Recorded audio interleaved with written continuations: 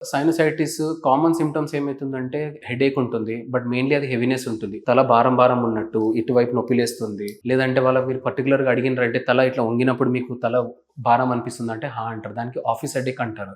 Why office headache అంటే morning 9-5 మనం work చేసేటప్పుడు తల కింద పెట్టి పని చేస్తా ఉంటాము.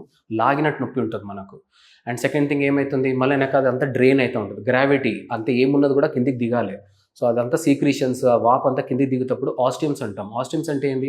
ఇవన్నీ సైనసెస్‌కు గాలి ఆడటానికి చిన్న చిన్న విండోస్ ఉంటాయి అవి. మనకి ఇట్లా జలుబు అయినప్పుడు వాపు వచ్చినప్పుడు ఆ ఆస్టియమ్స్ క్లోజ్ అయినప్పుడు మనకు సైనస్‌లో వెంటిలేషన్ కాదు. దానివల్లనే మనకు సైనసైటిస్.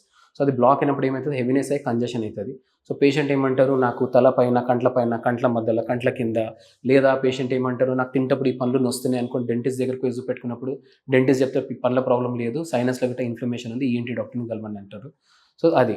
ఇంకోటి ఏముంటుందంటే ముక్కు బ్లాక్ ఉంటుంది, హెవీనెస్ ఉంటుంది, డిశ్చార్జ్ ఉంటుంది, ముక్కులోకెళ్ళి జలుబు వస్తా ఉంటది, తుమ్ములు ఉంటా ఉంటాయి. అయినాక హెడేక్ అనిపిస్తా ఉంటుంది మనకు. క్రానిక్ అంటే ఎక్కువ రోజులు ఉన్నది ట్రీట్మెంట్ ప్రాపర్‌గా తీసుకోకపోతే మనకు స్మెల్ పోయిందంటే టేస్ట్ పోతుంది.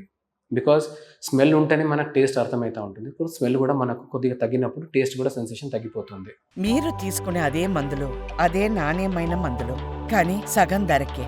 అవును, మెడ్ ప్లస్ బ్రాండ్స్ పై 50-80% తగ్గింపు.